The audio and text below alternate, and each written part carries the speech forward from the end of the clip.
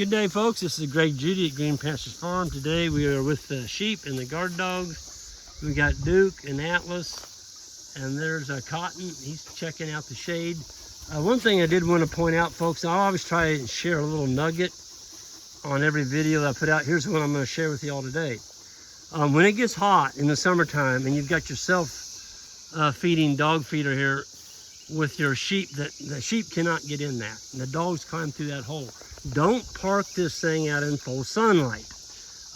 We did that, and we realized our dogs were getting thin, and we actually watched the dog go through that hole.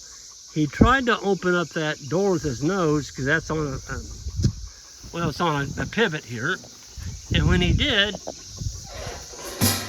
he let out a yelp, and I'm like, what'd that dog yelp? I thought he got shocked or something, but I reached out and touched that lid, and it was probably 120 degrees.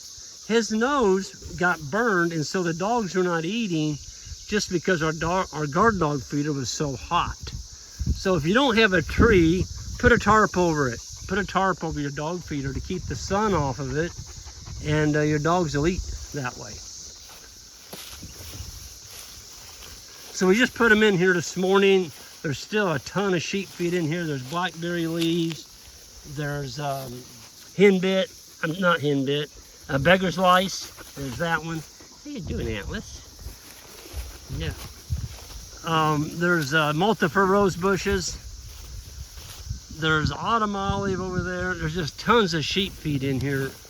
And the sheep they finished lambing here probably 2 weeks ago. The rams were put in December 1st. We don't take the rams out till July 7th. Why do we do that? Well, that's another group of animals we don't have to deal with over the winter time. So we've got one group, one move, one mineral, one water source, and one set of dogs. There's Big Boy. He's over there laying with that group of sheep underneath the tree over there. And these are the Armenian Gamper. That's Duke and his little brother, Atlas. But we just looked at a multi-flora rose bush on the previous paddock, and they pretty much stripped all the leaves off of it. I do have a special guest with me today. I'm just going to introduce him. This is Jonah. Jonah, how you doing? I'm doing great.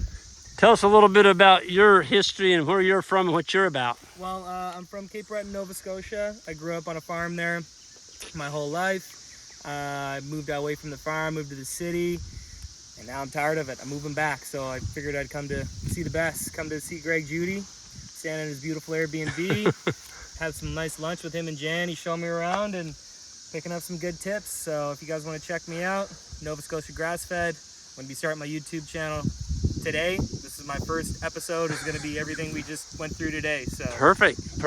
That's what we're doing. You started out on a journey. You left the farm, and you've been gone for 10 years. You had a very successful weight training. What was the name of your company? Hiking Fitness was my company I had in Vancouver. I wouldn't say it's very successful, but it was success enough. Well, and you're an ex-rugby player. You still play rugby? Yeah, played rugby. Had my own successful, if you want to call it, personal training business in Vancouver. Still pursuing an acting career. Did that there for a while, but I'm not quitting acting, just quitting Vancouver. Love the city, but I can't do cities anymore. I want to be doing this every day. So. Well, Jonah, you were showing me the home place that you've already bought a small farmette in Nova Scotia. What's the name of that island that you're on? Bullardry Island. So Nova Scotia's like this. This is Nova Scotia. I always say Nova Scotia. Cape Breton's the lobster claw at the top. Okay. So that's Cape Breton, if you look on an map. And then I live on an island inside of that island called Bullardry Island. So that's where my family's been farming for the last, well, now we're going on 4 generations. I'm 3rd generation, and I'm going to go back and get farming. Well, your grandfather sounded like quite the businessman. He came there way back and basically homesteaded the area, didn't he? Essentially, yeah. He moved there, met my Oma. They're both Dutchies in a new land. They came over after the Second World War. There wasn't much.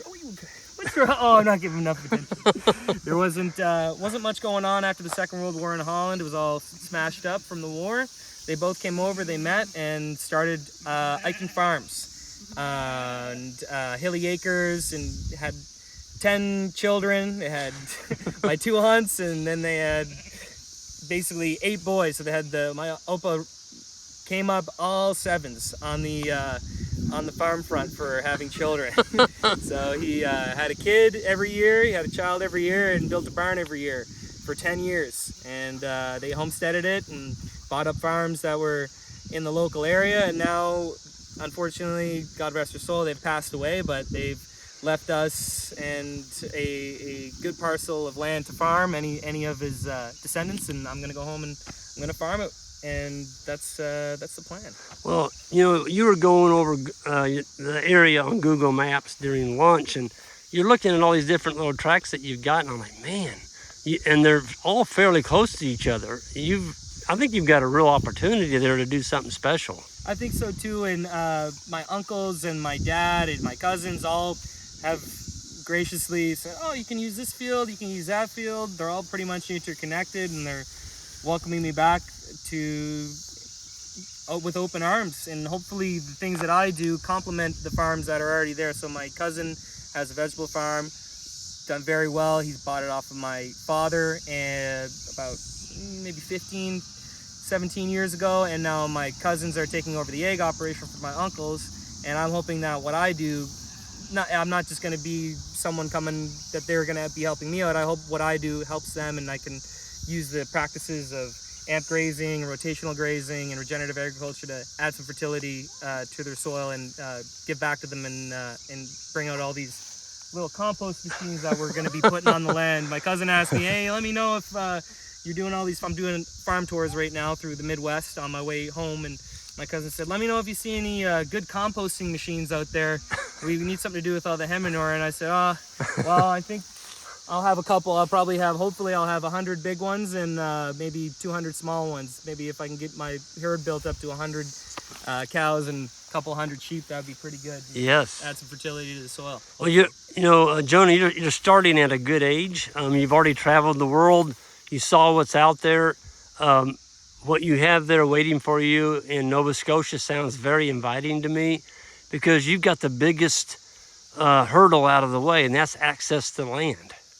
Big time. And so that's a big one right there. I think you can really use that to be successful and set up your own successful grazing and marketing business. Yeah, I'm really looking forward to it, and it's been something I've been planning for the last year or so. I've been watching Greg's videos and just trying to absorb and have an open mind and figure out what's the best plan of attack. And I think hopefully the operation I do is maybe the missing piece of the puzzle to the area that I'm going back to. There's farmers that are struggling and trying to make it work using high inputs, using still using chemical fertilizer, and they're struggling. It's hard. Inputs are going higher. So what I wanted to focus on starting my business is starting a business with low inputs. I already have a very low input of access to land, so I've already eliminated that barrier. Now let's figure out how to start small and dream big, as we say. Yep. Feed yourself, feed your family, feed your community, and then we can feed the world.